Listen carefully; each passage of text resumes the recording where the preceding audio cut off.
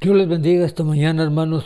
Estamos una vez más aquí con la ayuda del Señor para compartir esta enseñanza que cada domingo hemos estado trabajando en este trabajo de poder llevar la escuela dominical, ¿verdad?, a su hogar, ya que no la podemos hacer en la iglesia, pero muy pronto ya lo vamos a hacer. Usamos este medio, ¿verdad?, de tecnología para poder comunicar la palabra de Dios. Saludes a todos los hermanos y conocidos y no conocidos que me escuchan, aleluya. Cada domingo les doy gracias por ello. Voy a hacer una oración para dar principio. Padre bueno del cielo, Señor bondadoso, en esta mañana, Padre, estoy delante de tu presencia, Padre, para compartir, Señor, esta enseñanza, Señor, que va a ser de grande beneficio, Señor. Que cada palabra que salga de mis labios, que sea palabra para edificar. Y que esta palabra, Señor, caiga en buenos corazones, Señor. Y a usted, Señor, me encargaré de darle toda la gloria y toda la alabanza desde ahora y para siempre. Amén. La enseñanza en esta mañana es: Jesús es juzgado. Y miramos en Marcos 14 del 43 al 47 y luego pasamos a Marcos 15 del 1 al 5. Ahí va a estar la lección en esta mañana en el libro de Marcos, aleluya. Si usted no tiene expositor, aleluya, con usted en la Biblia puede usted buscar Marcos capítulo 14 del 43 al 47 y luego pasamos del 15 del 1 al 5, aleluya.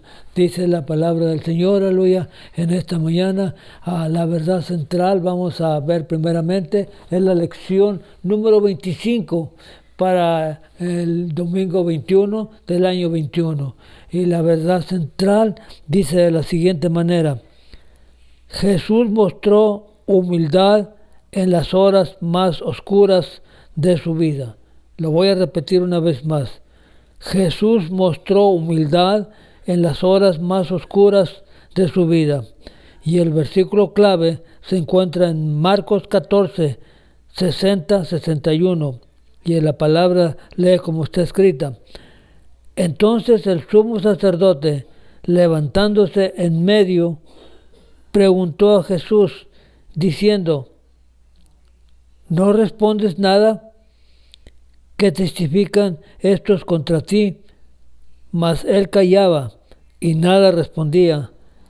El sumo sacerdote le volvió a preguntar y él le dice: ¿eres tú, Cristo, el Hijo del Bendito? Gloria al Señor, aleluya. Muy bien, vamos a entrar en materia. Ya oramos, aleluya. Ya le dimos el saludo a la lección. Como dije, se titula Jesús es juzgado. Y se encuentra en Marcos 14, 43. Voy a leer los primeros 3, 4 versículos de la palabra del Señor, que lee como está escrito. En el nombre del Padre, del Hijo y del Espíritu Santo.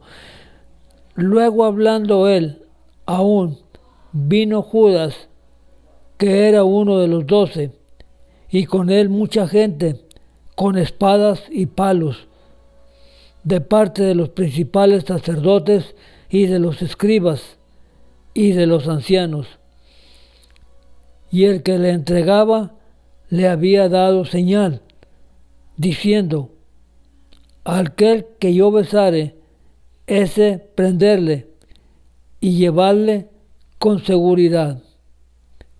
Y cuando vino, se acercó luego a él y le dijo: Maestro, Maestro, y le besó.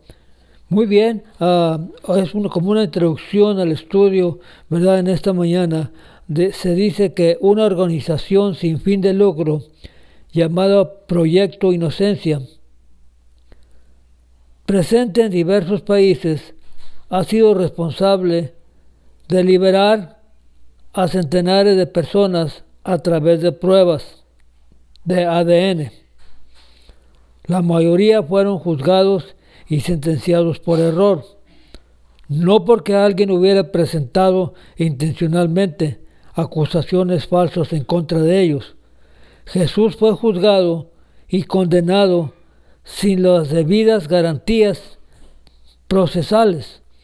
Su propio pueblo quería condenarlo y lo entregó para que lo mataran.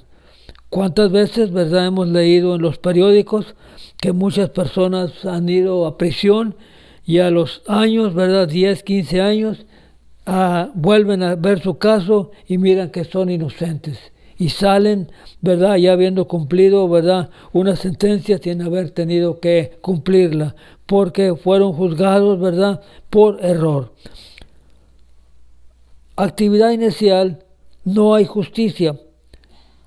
Injustamente acusado, injustamente juzgado. ¿Qué sentimientos despierta en usted estas palabras? Especialmente si considera la posibilidad de que está fuera su experiencia. La mayoría de las personas harían todo lo posible para evitar dicho trato y para luchar en su contra si estuviera en esa situación. Muy bien, dice la palabra de Dios: traicionado por uno de sus discípulos y abandonado por otro de ellos. Juzgado ante el gobierno romano, Jesús enfrentó el rechazo más allá de lo que podemos imaginar. Sin embargo, su actitud y comportamiento en las horas más oscuras de su vida sirven como nuestro mejor ejemplo cuando enfrentamos un trato duro por parte de los no creyentes. Al pensar que Jesús no hizo sin el bien, pudiera sorprendernos que fuera arrestado y ejecutado. Sin embargo, él no se sorprendió por estos eventos. Él conocía el pecado del corazón humano. También sabía que el plan del Padre requería su muerte y resurrección.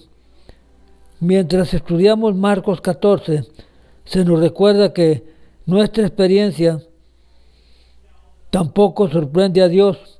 Podemos confiar en Él para responder en su amor cuando enfrentemos desafíos en la vida. Traicionado y arrestado es la parte 1. Traicionado con un beso. Casi todos algunas veces hemos sentido traicionados. Por nuestras experiencias son mínimas comparadas con la traición radical que Jesús sufrió. Durante más de 3 años, Judas siguió a Jesús, escuchó sus enseñanzas, fue testigo de sus milagros, pero finalmente traicionó a Jesús con un beso y un saludo aparentemente respetuoso, ¿verdad? Que se siente mal, ¿verdad? Duele mucho una traición, pero aún duele más, ¿verdad? Cuando viene esa traición de algún amigo nuestro, ¿verdad? Que confiábamos bastante, ¿verdad? En él, ¿verdad? Y al último, ¿verdad? Por ciertos motivos nos traiciona, ¿verdad? Hemos oído muchas historias, ¿verdad? O escuchado o mirado en la televisión, ¿verdad? De qué manera vienen las traiciones, ¿verdad? Se cuenta de unos a 2 personas, 2 jóvenes, de cuando fueron niños, eran muy amigos, y cuando ellos crecieron, ¿verdad? Esa amistad siguió, pero uno de ellos aceptó a Cristo en su corazón y el llamado de él fue por los niños. Y cuando ya miró que había bastantes niños, en su corazón él deseó, su deseo de él fue comprar una casa. Y esa casa también el amigo de él, que fueron amigos desde pequeños, también le gustó la casa. Y la traición fue esta, que él le dijo a los real estate o al banco que la persona, él no estaba capacitado para comprar, que tal vez no tendría el dinero o no podía hacer ese sacrificio. Y esa era una mentira. Esa fue una traición, ¿verdad? Que se hizo, aleluya. ¿Y cuántas veces miramos y hemos leído, hemos tenido experiencias, ¿verdad? De traición que hacen, ¿verdad? Y lo que más duele, como dice la palabra, es de un amigo. Muy bien, leímos Marcos 14, ya leímos los primeros versículos. Dice, los eventos de Marcos 14 tuvieron lugar en la noche antes de su crucifixión. A medida que se acercaba el momento de su muerte, llevó a sus discípulos a un lugar llamado Getsemaní. Jesús en su mente fue a orar, ¿verdad? En sus últimas horas, sabiendo bien, ¿verdad?, lo que iba a venir enseguida. Dice la palabra de Dios que se llevó a Pedro, a Juan, y él se fue más adelante, y él le oró al Padre, y le dijo: Padre, si fuera posible que esta copa no pasara por mí. Cuando habla de copa, según el escritor o los comentaristas, ¿verdad?, o los diccionarios o los comentarios bíblicos, hablan que esa copa era dolor, sufrimiento. Eso es lo que la copa. Cuando a alguien le querían dar muerte, en aquellos tiempos usaban una copa con veneno para que así muriera de dolor. Y Jesús le oró al Padre: si hubiera otra manera de poder salvar a la humanidad, hazlo, Padre. Pero luego él dijo: Padre, pero si no es así, yo estoy dispuesto a llevar a cabo la misión a que he venido a este mundo. He venido a morir por la humanidad. He venido a morir por los pecados del mundo. Y estoy dispuesto a hacerlo. Que sea tu voluntad, Señor. Esas oraciones que él hacía, dice la palabra o los comentaristas, que sudaba, ¿verdad? Su sudor era tan grande que caían como gotas de sangre en el estar sudando el Señor, en aquel, ¿verdad?, lugar de Getsemaní. Dice la palabra del Señor que él se postró en tierra en medio de una oración desgarradora. Ya podemos imaginarnos, ¿verdad?, cuando habla una oración desgarradora. Mientras tanto, los discípulos de Jesús se durmieron en vez de velar y orar. En el momento que Jesús más lo necesitaba, a que estuvieran orando por él, estos discípulos durmieron.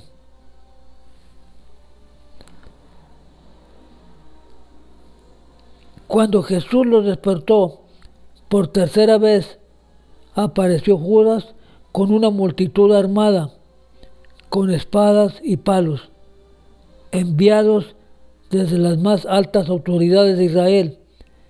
Esta turba estaba lista para prender a Jesús y luchar contra cualquier resistencia montada por sus seguidores.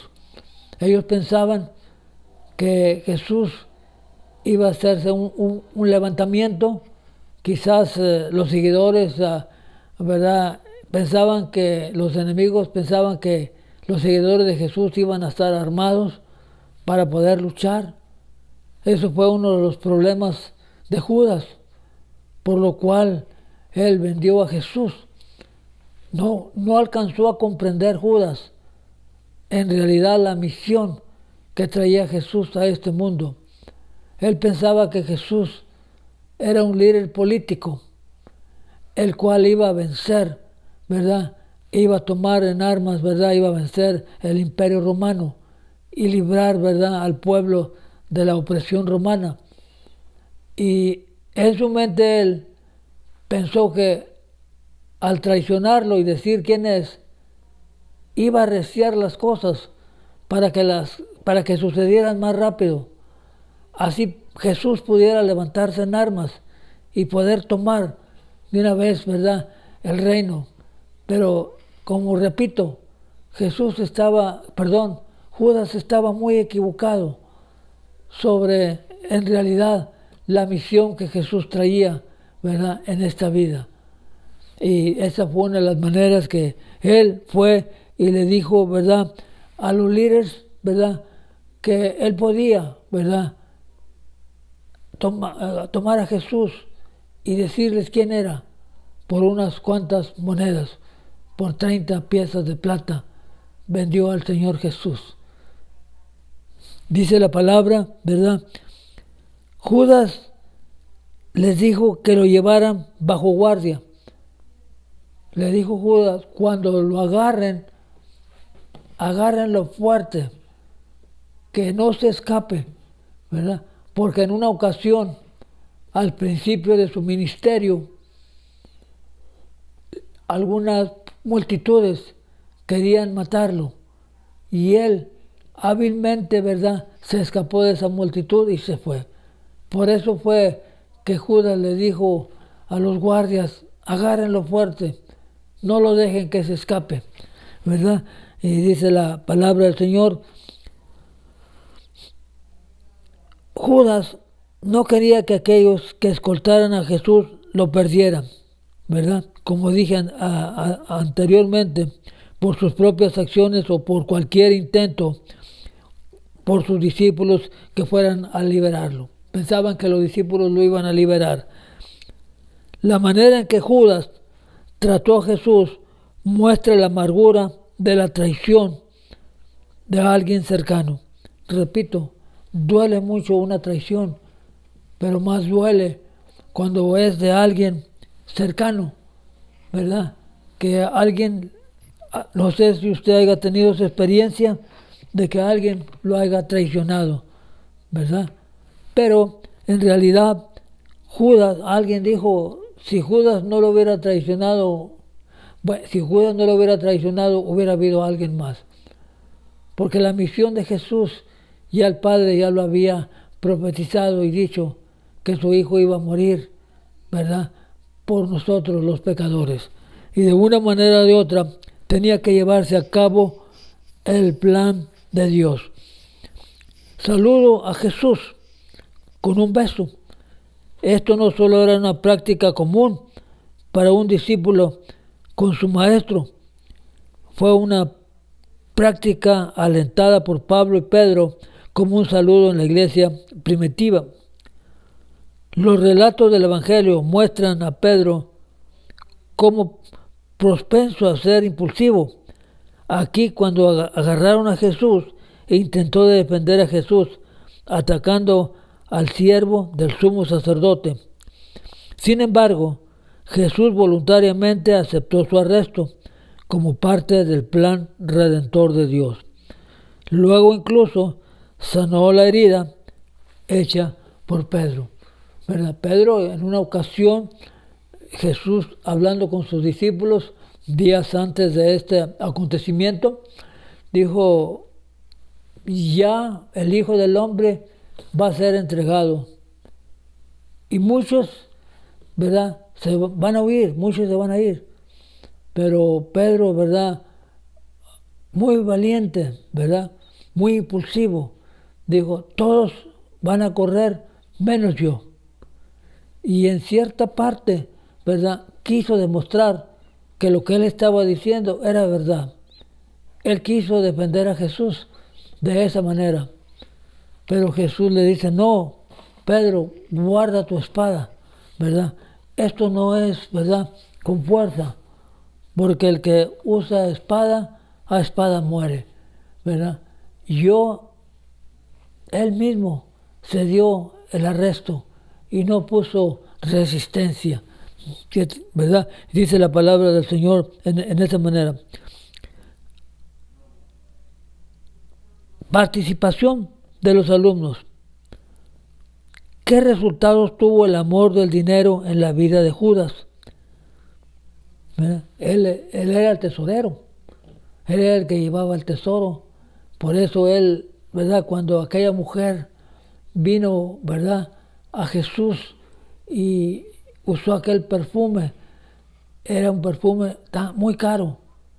Y uno de los que dijo aleluya fue Judas. Si este perfume tan caro, ¿verdad?, qué desperdicio, se hubiera dado a los pobres. Y Jesús, conociendo el pensamiento de él, le dice, pobres siempre habrá, pero a mí no me van a tener siempre. Este perfume que la mujer estaba usando era un perfume para preparar su cuerpo para la muerte que ya se acercaba. Pero Judas, como siendo tesorero, miró el dinero, ¿verdad? Y como era tesorero, él trataba de guardar dinero. Por eso precisamente, ¿verdad? Lo vendió por 30 piezas de plata porque a él le gustaba el dinero. Dice la palabra del Señor. ¿Qué resultados tuvo el amor del dinero en la vida de Judas? Usted conoce la historia, ¿verdad?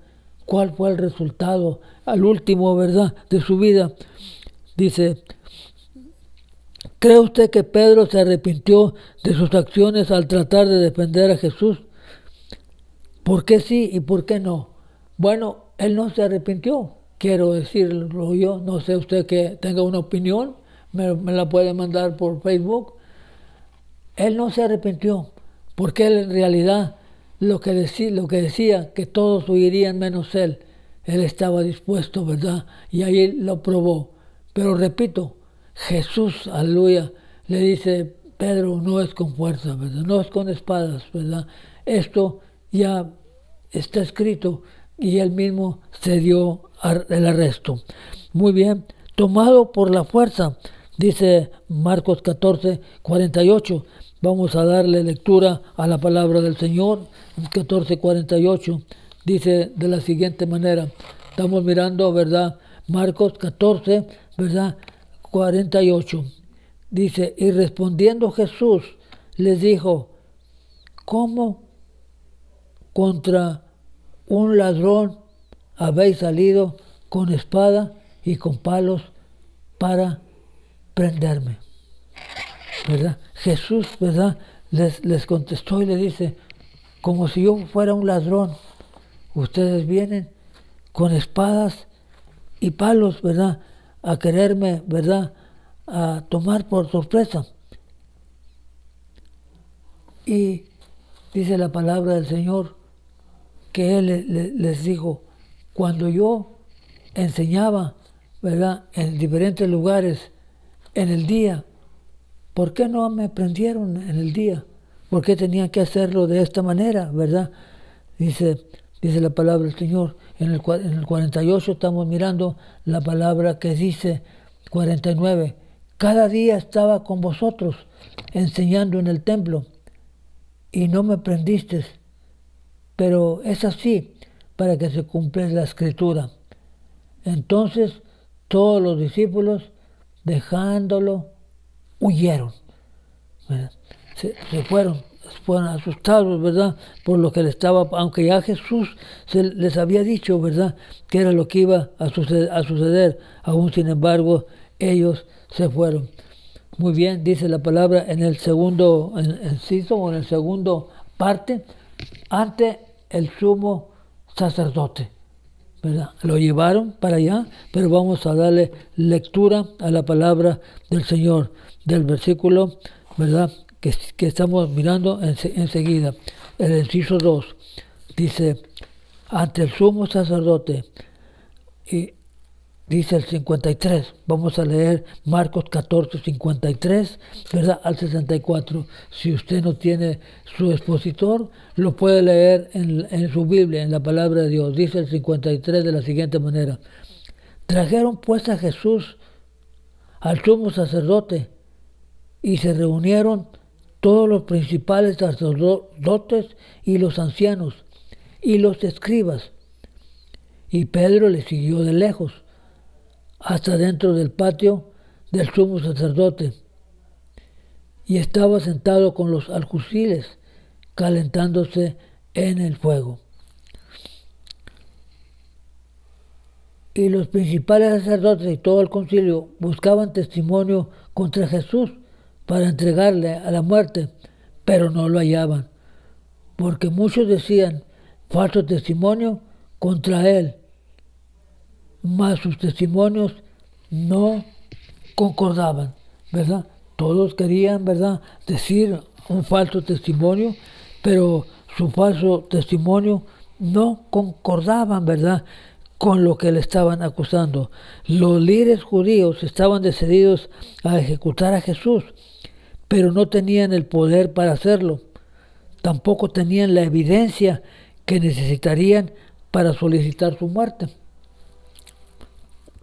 Como alternativa, reclutaron testigos dispuestos a mentir respecto a las palabras de Jesús, pero aún así los testigos no concordaban. Las mentiras y los falsos testimonios que estaban dando no concordaban. No era suficiente para darle muerte al Señor Jesús. Por lo tanto, sus declaraciones no se consideraban válidas. Para no ser destruidos, siguieron hostigándolo, siguieron acosándolo, siguieron diciéndole a Jesús hasta que usaron en su contra una de las declaraciones que él realmente había hecho de sí mismo. Él era realmente el Mesías. Jesús fue llevado al sumo sacerdote Caifás. Reunido ahí estaba todo el cuerpo del Sanedrín. Pedro le siguió desde la distancia y fue admitido con la ayuda de Juan al patio del sumo sacerdote. Roma, como potencia ocupante de la región, no permitía que el Sanedrín ejecutara a los criminales. Tenían sus leyes, ¿verdad? Tenían sus reglas. La corte judía debía primero condenarlo, luego entregarlo a los romanos. Según Deuteronomio 17:6, la pena de muerte requería el testimonio de al menos 2 testigos. Desgraciadamente para el Sanedrín no pudieron encontrar suficientes testigos para prolongar su plan.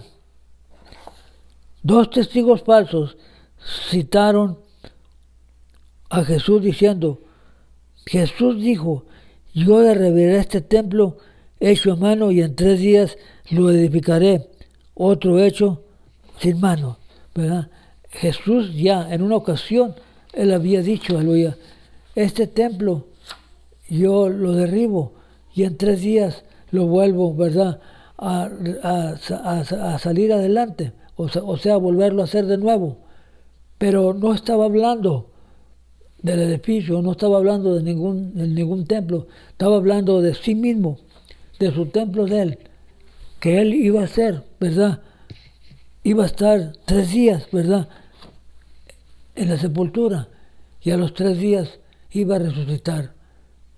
Pero ellos, aleluya, hicieron una falsa interpretación para poder, ¿verdad?, acusar a Jesús de algo. No habían encontrado nada, pero alguien dice, él dijo una vez que ese templo lo destruía y en 3 días lo volvía, ¿verdad?, a levantar.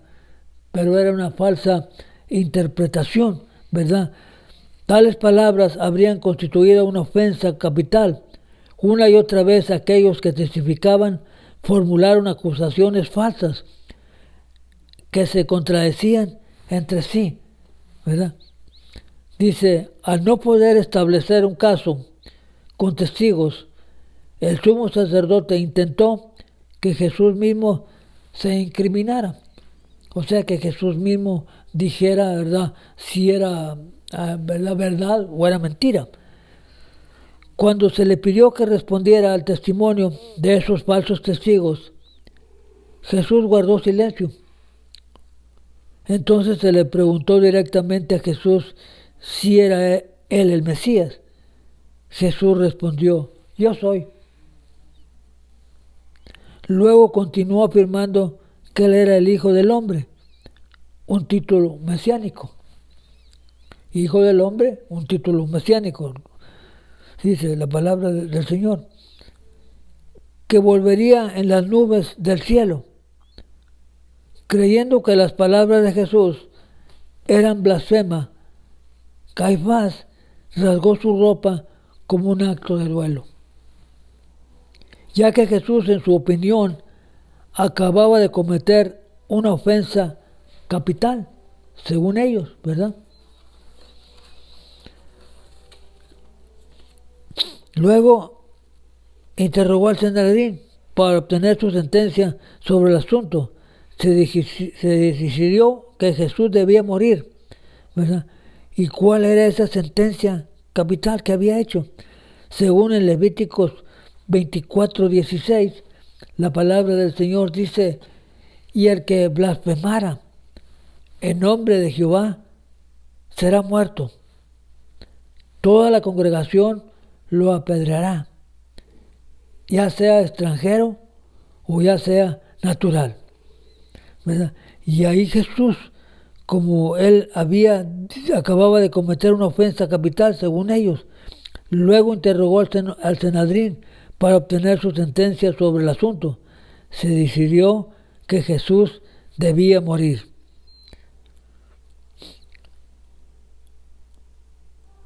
¿Acusado falsamente? Claro que sí, fue acusado falsamente, ¿verdad?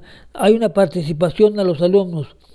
En nuestro tiempo, ¿cómo tuercen los enemigos de Jesús sus palabras para una falsa interpretación? ¿Cuáles son algunos ejemplos? ¿Por qué es importante que en sus testimonios Jesús se identificara como el Mesías y por lo tanto como divino? Viene, ¿verdad?, rechazado por Pedro, ¿verdad?, en 14:65. Vamos a darle lectura a estos versículos de la palabra de Dios. Marcos 14:65. La encontramos en la palabra del Señor o la encontramos en el expositor. Vamos a leer la palabra del Señor en la Biblia, ¿verdad? Marcos 14:65 dice de la siguiente manera: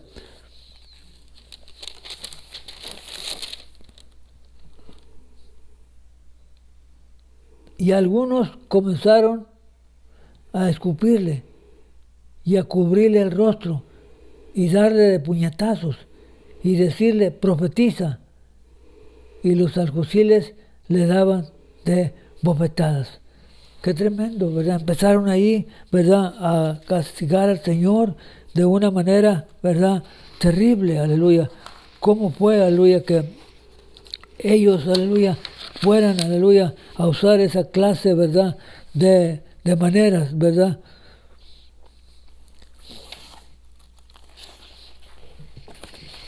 Estamos leyendo en el inciso 2, ¿verdad? Atacados por falso testimonio, ¿verdad? Quisieron decir un falso testimonio, ¿verdad? Pero quisieron dar una falsa interpretación. Rechazado por Pedro, ¿verdad? Además de ser traicionado por uno de los 12 discípulos, Jesús también fue negado por Pedro, un miembro íntimo y uno de los que había sido testigo de la transfiguración. Jesús no se sorprendió por el fracaso de Pedro, y a pesar de todo, Jesús tenía un gran plan para Pedro y continuó obrando en la vida de él. Después de ser condenado por el Sanedrín, Jesús sufrió ataques físicos y verbales de quienes lo detuvieron, como lo leímos hace un rato, para hacer burla de su conocimiento y poder milagroso. Lo vendaron los ojos, lo golpearon y le exigieron que identificara a quienes le daba de golpes violentos, mientras Pedro evitaba ser identificado con Cristo. Incluso cuando una de las sirvientes del sumo sacerdote lo identificó como uno de los compañeros de Jesús, Pedro negó sus afirmaciones enfáticamente. No le conozco ni sé lo que dices. Cuando la dama aquella, la criada, lo reconoció y le dice: tú eres uno de los que andaba con Jesús, tú eres uno de sus discípulos, aleluya. Y él dijo: no lo soy, ¿verdad? No quiso, aleluya, reconocer, ¿verdad? O no quiso, o negó que él había andado, ¿verdad?, con Jesús. Nos puede suceder a nosotros, ¿verdad? Especialmente cuando principiamos, ¿verdad?, a venir a la iglesia y que los amigos o los familiares, ¿verdad?, nos preguntan, ¿tú vas ahí a la iglesia, ahí donde cantan, a la iglesia de los aleluyas? Y aunque él vaya ahí y esté tratando de encontrar a Jesús, él dice que él no va, o que si va es nomás por mirar, pero que nada tiene que ver con la iglesia. Niega a Jesús. Si alguien le pregunta, ¿verdad?, por ahí, ¿verdad?, ¿tú eres cristiano? Dígale usted, para la honra y la gloria de Dios. Soy cristiano y amo a Jesús. Que no le dé vergüenza, lo voy a decir, que usted es un hijo de Dios, porque sí lo es. Porque aunque muchas de las veces nosotros no lo digamos con nuestra propia manera, con nuestro propio comportamiento, miran las gentes que no conocen a Dios que usted es diferente. E inclusive hay personas que le pueden preguntar, usted es cristiano, ¿verdad? Para la honra de Dios, sí, soy cristiano. ¿Cómo se dio cuenta? Por la manera que usted habla, por la manera que usted se comporta, ¿verdad?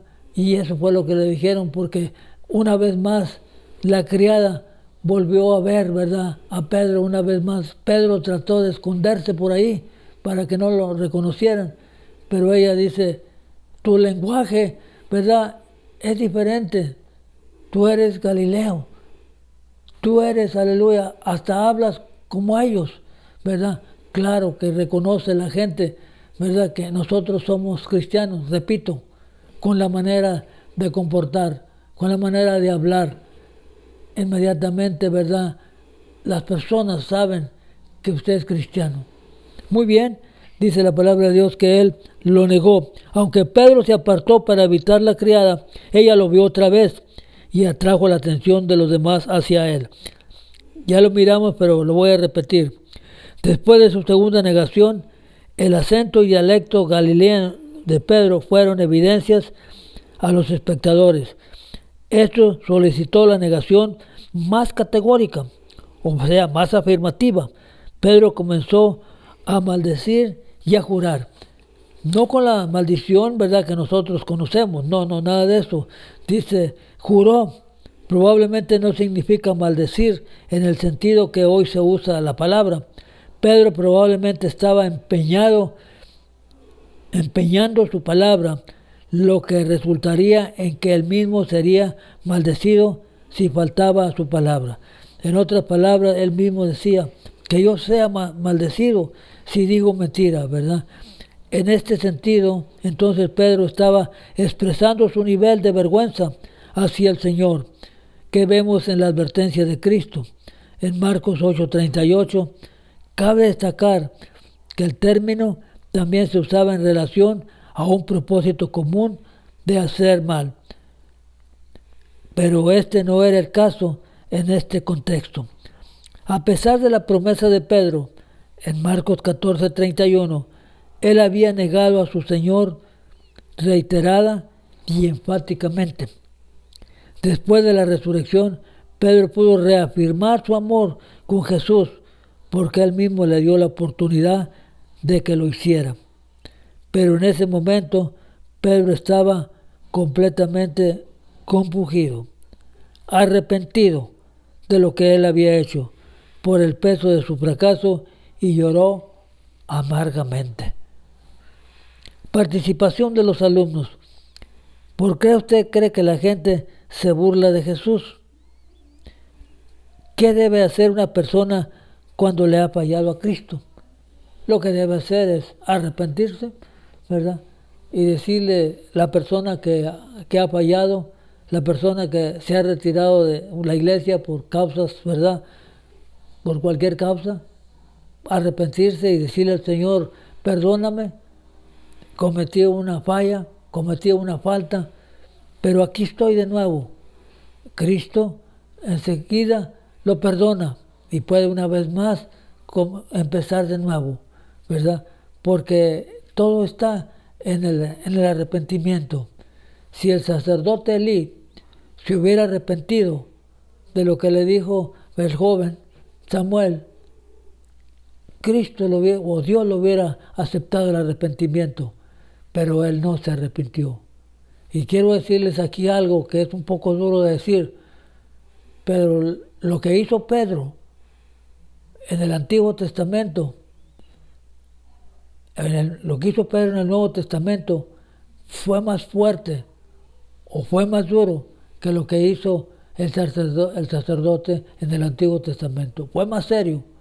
Y aún sin embargo, usted sabe la Escritura, Jesús lo perdonó para que siguiera adelante. Y él sabía que todavía Jesús tenía un buen plan para Pedro, como tiene un gran plan para usted. Dios tiene planes para usted. Aunque usted haya fallado, Dios sigue teniendo todavía un plan. Dios no lo ha desechado todavía. Dios quiere que usted regrese una vez más. Muy bien, Él mismo dio la oportunidad de que lo hiciera. Pero en ese momento Pedro estaba compungido, arrepentido, ¿verdad? Claro, dice la palabra de Dios. Hago la pregunta otra vez. ¿Qué debe hacer una persona cuando ha fallado? Arrepentirse y decirle a Dios que lo perdone. Y Dios es tan grande y misericordioso, dice la palabra de Dios. Los enemigos de Jesús, ¿verdad?, voltearon la verdad, dieron una falsa interpretación, ¿verdad? Y en eso, aleluya, dice la palabra de Pilato, el gobernador romano de Judea, aproximadamente del 26 al 36 después de Cristo, tenía su residencia oficial en la costa mediterránea de Cesarea. Cuando estaba en Jerusalén, se quedaba en palacio construido por Herodes el Grande, al sureste del templo, ya que los funcionarios romanos comenzaban su trabajo al amanecer. Los gobernantes judíos trajeron a Jesús ante Pilato muy de mañana, muy temprano. El sumo sacerdote y el Sanedrín habían acusado de Jesús de blasfemia. Sin embargo, este cargo significaba poco para un funcionario romano como Pilato. Parece que los gobernadores judíos cambiaron el principal reclamo contra Cristo para que fuera traición. Pilato, como gobernador romano, observaba atentamente las señales de rebelión debido al alto nivel de disturbios políticos en Israel. En esos tiempos había muchos disturbios políticos en Israel, muchos levantamientos, ¿verdad?, en contra de Roma. Pilato, ¿verdad?, miraba todo eso muy de cerca. Y en esta ocasión, ¿verdad?, Pilato le preguntó a Jesús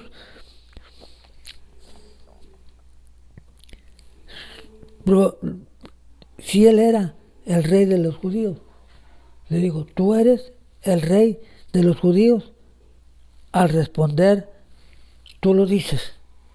Jesús estaba usando una figura retórica para responder de esa manera afirmativa. En otras palabras, ¿verdad?, él estaba, ¿verdad?, dando una contestación, ¿verdad?, muy enfáticamente, ¿verdad?, muy categóricamente, diciéndoles, ¿verdad?, que, aleluya, tú lo has dicho, ¿verdad?, como decir, aleluya, sí lo soy, ¿verdad?, dice la palabra, tú lo has dicho, ¿verdad? Muy bien, damos gracias a Dios y estamos mandándole saludos, ¿verdad?, a la iglesia Fuente de Vida, ¿verdad?, donde pastorea los hermanos Rubén y Rosemary Delgado. Dios les bendiga. También la iglesia El Paraíso, donde pastorea Raúl y la hermana Blanca Fernández. Dios les bendiga. Hay otra iglesia que deseo saludar en esta mañana, Iglesia Árbol de Vida de Mexicali, Baja California, donde pastorea nuestro hermano Luis, ¿verdad?, Luis Espinosa, que le conocemos por mucho tiempo. Dios te bendiga, varón, sigue adelante, ¿verdad? En esta mañana seguimos adelante, ¿verdad? Ya estamos para finalizar la palabra del Señor, aleluya, donde dice, los judíos no entraban al palacio por temor a contaminarse ceremonialmente. Eran delicados, ¿verdad? No entraban, ¿verdad? Porque pensaban que se iban, ¿verdad? A contaminar, ¿verdad? Porque entraban al palacio de los judíos, pero no era así. En realidad, aleluya, todo el trato que le hicieron, lo hicieron, ¿verdad? En el patio, aleluya, por ese motivo, aleluya. Parece que Jesús había sido conducido fuera del palacio, al patio abierto, donde los principales sacerdotes lo acusaron de muchas cosas, ¿verdad? Junto con su declaración mesiánica o del Mesías. Jesús fue acusado de subversión. ¿Qué es subversión? De un levantamiento, ¿verdad? Que alguien se levantó en contra de Roma y de oponerse al pago de impuestos al César. Pilato se sorprendió de que Jesús permaneciera en silencio cuando se le dio la oportunidad de responder, ¿verdad? Hay una participación, ¿verdad? Dice participación para los alumnos. ¿De qué manera los acusadores de Jesús aprovecharon la tensa situación política para cambiar la acusación contra él? Porque Pilato posiblemente temió la rebelión, ¿verdad? En realidad, ¿verdad? Él ya no hallaba qué hacer, ¿verdad? Ya tenía ahí a Jesús y no encontraba, ¿verdad? En realidad de qué lo estaban acusando, aleluya. Pero gloria al Señor, estaba escrito en la palabra del Señor que así iba a ser, aleluya. Mando saludos a los hermanos, aleluya, de Lancaster, aleluya, que se congregan, ¿verdad? En Iglesia del Paraíso, Alicia Aguilar, mi hermano Noé Mota, Raquel Mota, Dios los bendiga. Hermanos Guzmán, ¿verdad? Lleva Plancarte, Dios les bendiga. Hermano Alfredo Escobar, aleluya. Ya tenemos ganas de mirarle, hermano, aleluya, pero por la situación no se ha podido mirarlo, pero le damos un saludo desde aquí, aleluya. Ya muy pronto, aleluya, vamos a estar en la iglesia, aleluya. Ya muy pronto vamos a poder, ¿verdad? Mirarnos, aunque sea, quizás no saludarnos o no abrazarnos como estamos acostumbrados, pero al menos estar en la iglesia y mirarnos, aleluya. Esto va a ser una grande bendición. Muy pronto, aleluya. Mando saludos también a mi hermano Julio, ¿verdad? Julio Santos, oremos por él, que acabó de perder, ¿verdad? Un familiar, ¿verdad? Y sabemos que cuando alguien pierde un familiar, ¿verdad? Tenemos que orar grandemente por esa persona, ¿verdad? Sabemos que todos tenemos que partir algún día, pero cuando eso sucede, aleluya, siempre, ¿verdad? Sentimos, aleluya, esa persona que pasa mejor vida. Hermano Pedro Mengíbar, Dios le bendiga, un varón valiente, muy trabajador, aleluya, en la iglesia Centro Cristiano de Vida. Dios te bendiga, hermano. A Vilma Martínez, Dios le bendiga también, aleluya. Y de Arizona, aleluya, la hermana Cristina Martínez, Dios le bendiga, ¿verdad? Mandamos saludos al hermano Tony Corona, ¿verdad? Un varón esforzado ahí en la iglesia donde nosotros estamos trabajando, ¿verdad? Como dijimos, ¿verdad? Nosotros somos los hermanos de la Cruz, Luis y Yolanda de la Cruz, que estamos trabajando en la iglesia en Pacoima, Misión Pacoima, y damos gracias a Dios que ya tenemos, ¿verdad?, unos 2 años o 5 años, ¿verdad?, trabajando en ese lugar y estamos muy contentos por ello. Aleluya. Dios les bendiga, hermanos de Misión Pacoima, aleluya. También mando saludos, ¿verdad?, a hermano Teodoro, ¿verdad?, Guzmán, y a la hermana, ¿verdad?, Estela Arredondo. Dios te bendiga, Estela de San Fernando. Dios te bendiga, familia Benavides, Dios les bendiga. Unos hermanos, ¿verdad?, que les aprendimos a amarles desde hace muchos años. Dios les bendiga, hermanos Benavides. Hermanos Fausto Pérez, ¿verdad?, y su esposa, aleluya, de Arrira, California. Dios les bendiga. Estoy para finalizar la palabra de Dios, aleluya. Nos queda, ¿verdad?, una sola parte que mirar, donde dice Barrabás liberado y Jesús castigado. Cuando los líderes estaban controlados por sus propios intereses, por el hambre de popularidad o el miedo a los demás a menudo toman malas decisiones. Lo voy a repetir. Cuando los líderes están controlados por sus propios intereses, por el hambre de popularidad o el miedo a los demás, a menudo toman malas decisiones. Todos estos asuntos están en juego en estos versículos. Tanto Pilato como los líderes judíos tomaron decisiones basadas en motivos equivocados, lo que resultó en una gran injusticia. Sin embargo, debemos recordar que Jesús todavía tenía el control, porque incluso la injusticia estaba considerada en el plan de Dios. El Hijo de Dios dio su vida para complacer al Padre y proveer salvación a todo aquel que lo aceptara y creyera en Él. Esa fue la misión de Cristo. Porque de tal manera amó Dios al mundo, ¿verdad?, que envió a su Hijo unigénito, para que todo aquel que en Él creyera no se perdiere, mas tuviere la vida eterna. Dice la palabra del Señor, una opción era Jesús, la otra opción era Barrabás. Los que se reunieron en la residencia de Pilato tenían que tomar una decisión según la costumbre. Un prisionero era librado cada año durante la fiesta de la Pascua. Y en esta ocasión, una opción era Jesús, la otra opción era Barrabás. Hombre acusado, ¿verdad?, de asesinato durante un levantamiento que él mismo tuvo, aleluya, un levantamiento de armas, ¿verdad?, que hubo, ¿verdad? Casos y acciones resultaron en la muerte de soldados romanos. Y personas como Barrabás trataban de liberar a los judíos del poder romano por medio de la fuerza. En este caso, las acciones resultaron la muerte de soldados romanos. Quizás para preservar la vida de Jesús, Pilato preguntó a la multitud, si quieres que fuera liberado. ¿Quién quieres que fuera liberado? ¿Verdad? Ahí Pilato no quería tomar parte porque en verdad, repito, él miró que no había ninguna, ¿verdad?, acusación en contra de él. Y para no hacerse a un lado o hacerse a otro lado, él, ¿verdad?, como dice un dicho que hay, que es muy conocido por todo el mundo, él se lavó las manos, ¿verdad? Él dijo, yo no tengo nada que ver con este justo, ¿verdad? Ustedes, ¿verdad?, miren, aleluya, hay dos personas, ¿verdad?, como repito, ¿verdad?, era costumbre, ¿verdad?, que en ese tiempo, ¿verdad?, se liberaba un prisionero y tenían a Barrabás, ¿verdad?, y a Jesús. Pilato hubiera querido que dijeran, ¿verdad?, que a Jesús lo liberaran, ¿verdad? Esa era la esperanza de él, aleluya. Pero no fue todo lo contrario, ¿verdad? Ellos, aleluya, ¿verdad?, que para Pilato quería preservar la vida de Jesús.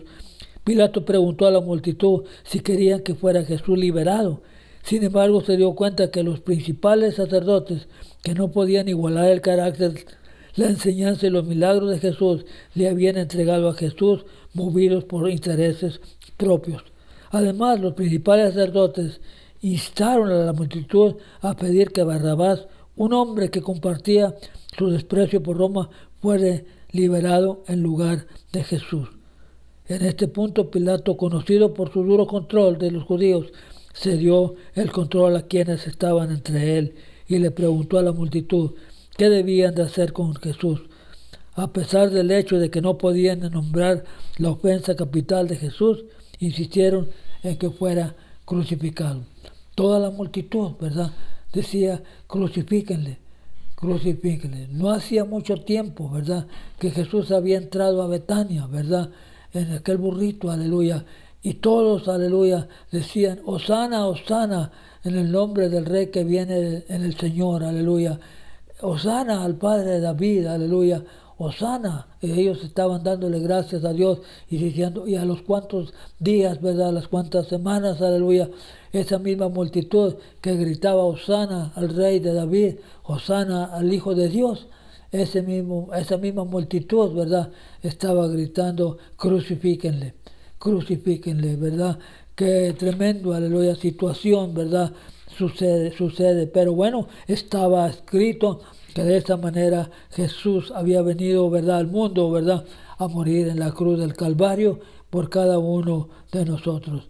El deseo de Pilato de complacer a la gente superó sus propias preocupaciones sobre la inocencia de Jesús. Tenga en cuenta que los judíos eran conocidos por llevar sus quejas a César, lo que podía causar problemas a Pilato. Entonces Pilato soltó a Barrabás lo dejó libre a Barrabás e hizo azotar a Jesús. La azotación, ¿verdad?, romana utilizaba un látigo, ¿verdad?, hecho de correa con cuero incrustado cerca de los extremos con piezas de hueso y metal.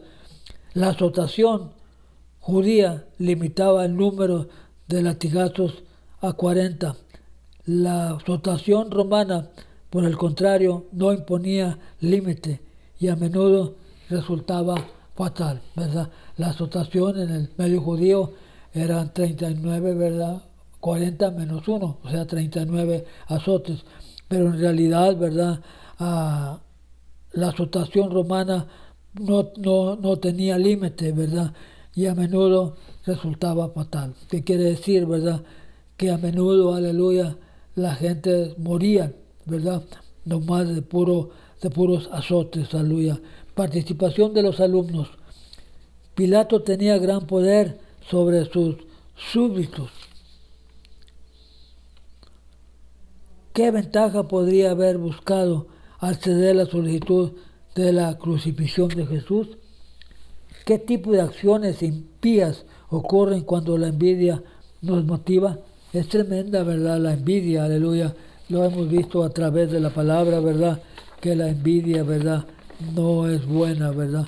Pero aún sin embargo, nos dice la última pregunta, ¿qué nos dice Dios? A medida que leemos el relato del arresto, juicio y crucifixión de Jesús, pareciera no haber final al sufrimiento, tanto físico como espiritual, que Él padeció por nosotros. Esto también nos muestra que su amor por nosotros tampoco tiene fin, ya que Él se sometió voluntariamente al plan de Dios para nuestra redención. Cada uno de nosotros puede medir su propio compromiso con Dios al meditar en el ejemplo perfecto que Jesús nos ha dado. ¿Cómo califica usted el nivel de su compromiso, ¿verdad? Hay un ministerio en acción que está bonito y se lo voy a leer. Si alguien lo ha traicionado o decepcionado, pida a Dios que lo ayude a perdonar. Si es posible, comuníquese para reparar esa relación, ¿verdad? Si alguien ¿verdad?, como sucede, ¿verdad?, o como suele suceder, ¿verdad?, si alguien ha sido traicionado o decepcionado, pídale a Dios que lo ayude a perdonar. Si es posible, comuníquese para reparar esa relación. Pida a Dios que lo ayude a tomar decisiones sabias que nazcan de motivos correctos. Ore por aquellos en el liderazgo, tanto en la iglesia como en el gobierno, para que tomen buenas decisiones. Bueno, esta ha sido la lección en esta mañana, esperando, ¿verdad?, que a usted, aleluya, le haya, ¿verdad?, gustado la enseñanza, y damos gracias a Dios por ello. Voy a orar, aleluya, para despedir, aleluya, el estudio, esperando que usted también, ¿verdad?, ore por nosotros, ¿verdad? También nosotros necesitamos oración, los pastores necesitan también oración, aleluya. Oren, aleluya, no olviden de orarse por nosotros y nosotros por ustedes. Vamos a orar. Padre bueno del cielo, Señor bondadoso, en esta mañana te doy gracias por haberme permitido, Señor, compartir este estudio, Señor. Que este estudio sea de beneficio, aleluya, para personas que lo escuchen, Señor. Damos gracias a Dios, ¿verdad?, por este medio, aleluya, de tecnología que tenemos, aleluya, para poder compartir la palabra, Señor. Gracias por ello, Señor. Estoy agradecido, Señor, porque hasta ahorita, Señor, usted nos ha cuidado y nos ha protegido y nada nos ha faltado, Señor. Gracias por ello, Señor. Y la honra y la gloria sea para usted. Que Dios les bendiga a cada uno de ustedes en esta mañana, esperando en Dios, y el Señor no ha venido, para el próximo domingo, ¿verdad? Estar una vez más, ¿verdad? Llevando esta enseñanza que están bonitas, aleluya, nos sirven para nuestra propia vida, ¿verdad? Espiritual, y así poder seguir adelante sirviendo al Señor, ¿verdad? Como lo hemos hecho hasta hoy. Dios les bendiga. Amén.